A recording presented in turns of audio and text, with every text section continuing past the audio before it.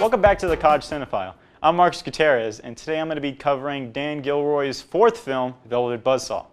Now, Velvet Buzzsaw is a horror film about a series of paintings that are uncovered after their artist is found dead. After finding the paintings, an art gallery steals them for monetary value. Now, this is when things take a turn, when every person who benefited are suddenly murdered by supernatural means. This film stars Jake Gyllenhaal, John Malkovich, Rene Russo, Toni Collette, and Natalie Dyer.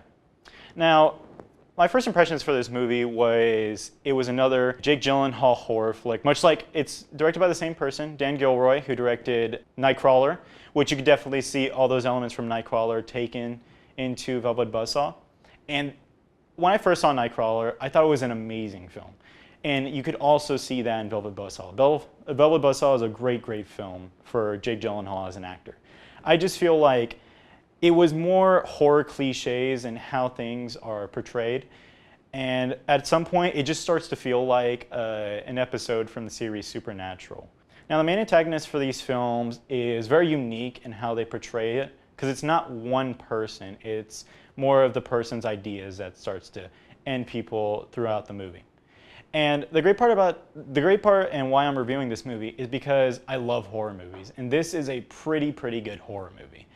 I like the jump scares. The jump scares got me once, but it got me really good. Overall, the horror aspect of the movie does not take away from the overall story that it's trying to convey.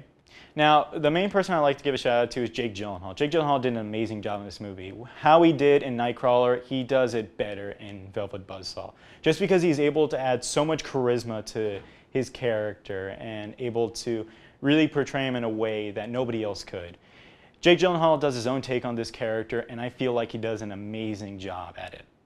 Now, the people I didn't really think they could have done a better job was John Malkovich. I feel like he was just put in the movie just to add more star power. I feel like his character just wasn't portrayed well. I feel like you could have switched him out for anybody. Same thing with Natalie Dyer. You know, jumping straight off the set from Stranger Things, she comes into this movie, and I feel like she could have been portrayed by somebody else, and you could have felt the same thing. And besides, she's barely in the movie, so I feel like adding another actress that could have been another face in the crowd could have been better. Now, overall, this movie was very good for what it was. It was a really good horror movie. It was a very good Jake Gyllenhaal movie. I really think if you liked Nightcrawler, you will love Velvet Buzzsaw. Now, the takeaways do hit them. Like, the cliches really are apparent in this movie, and I feel like they take away from the overall story.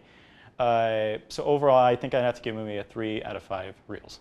Thank you for watching the College Cinephile. If you like what we do here, hit that subscribe button, hit that like button, just so you know how much you like us. Now, definitely hit that bell notification so that you can get updates on our future videos, and go check out some of our past videos. They're actually very good. Now, that's it for us this time. We'll see you later, Internet.